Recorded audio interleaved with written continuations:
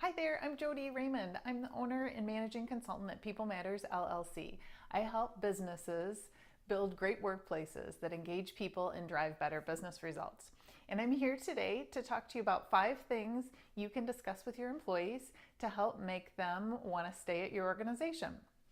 So right now we're at a time in the history of our economy where things are starting to look up a little bit. We've had several very difficult years. The economy's starting to get better. And for people in the staffing and hiring industry, what that means is that the labor market gets what we call tight. So it just means it's more difficult to find and keep good employees. So organizations are going to be on the lookout for employees, and if that person that they're interested in happens to work at your organization, so be it. They're going to want to hire them anyway. So what can you do to keep them? You might be thinking, well, there's not much I can do. I pay people as well as I can afford to pay them. Our benefits package is as generous as we can possibly provide. There's really nothing else I can do. Well, actually, studies have told us that although pay and benefits can be important to employees, it's oftentimes not the number one most important thing. And it's often not the thing that holds employees at an organization or encourages them to go look elsewhere. The most important thing oftentimes is the relationship that employees have with their direct supervisor. So I want to help you be the supervisor that everybody wants to work for. So today we're going to talk about how you can do that.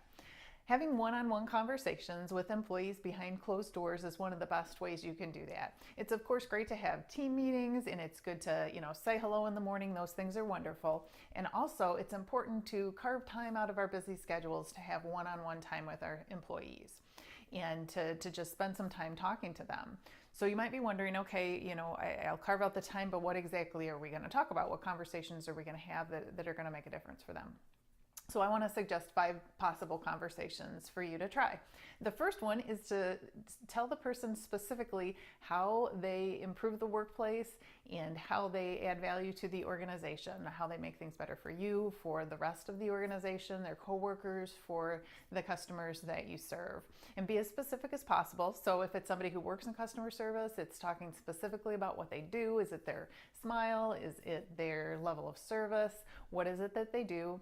If they're not customer service, if they're in another function, is it products and programs that they're building? Is it their accuracy and their follow through and their timeliness? So tell them exactly what they do that makes them truly invaluable to the organization. Second thing that I'd suggest you try to have a conversation about is talking to the employees about the organization's big picture. So where is the organization going in the long term? If you don't have that information, where is the department going in the long term, and how can they specifically, in the skills that they bring to the table, how are they going to be part of that, and how are they going to be part of moving the organization forward?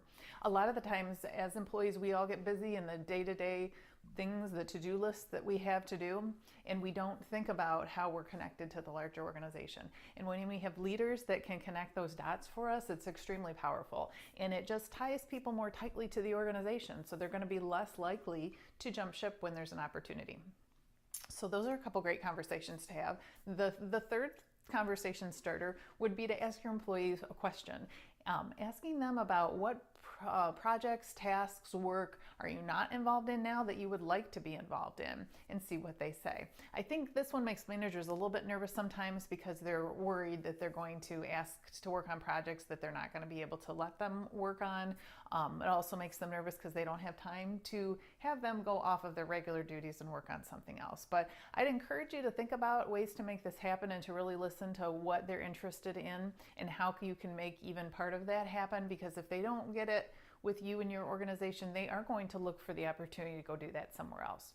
So try to get creative with the employee and think about how you can, at least in small parts, meet their needs. And maybe it's simply switching out job duties with somebody else so that all the work gets done, but they're just doing a new set of tasks. Okay, the fourth question I would suggest that you think about asking has to do with what kinds of information that they need. So asking them what information they need, either to do their jobs or to learn more about the organization. So sometimes employees don't have enough information about the financials or the big picture of the direction of the organization or about other departments. And having that information will make things flow easier in their current job, and it will again just engage them more tightly with the organization and help them be a part of what's going on. Now, the fifth thing, I saved my favorite for last. The fifth one is to ask employees, how can I, as your supervisor, help improve your work life? And that's kind of an open book, and it could be a whole host of things that they bring up. And I think that's the reason that managers don't ask the question. It makes them nervous, again, that employees can ask for the stars. But if you don't know what they're looking for, you don't know how to try to go about retaining them and making the work life better for them.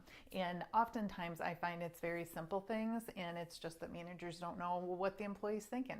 So sometimes it might be a piece of equipment that they have to walk all the way down the hall for, and it's just a thorn in their side that they're spending so much time walking back and forth. So is there a possibility of moving that equipment?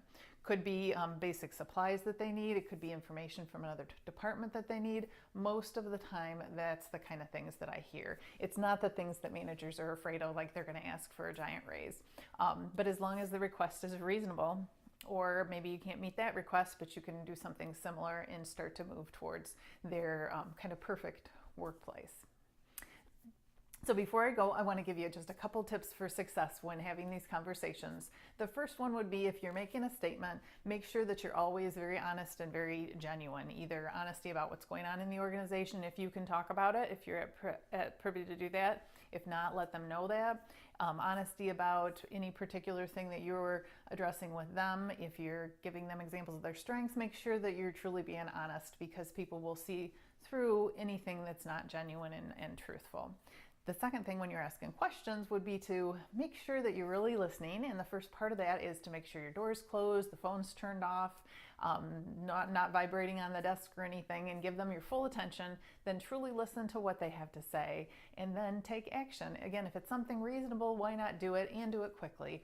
So if it's a piece of equipment to move, don't wait 3 months to make that move, because once you've asked them and they've expressed it, if day after day goes by and the change hasn't been made and it's something reasonable, it's going to become very, very hard for them to be patient with that. So when you listen hard and then do what they ask if you can, and do it quickly. So that's all for today. Thanks for joining me. Hopefully some of these tips were helpful for you. And until I see you again, I'd like to encourage you to just live fully in the moment, to dream big, and to take the next logical step towards your dreams. Have a wonderful day. Thanks.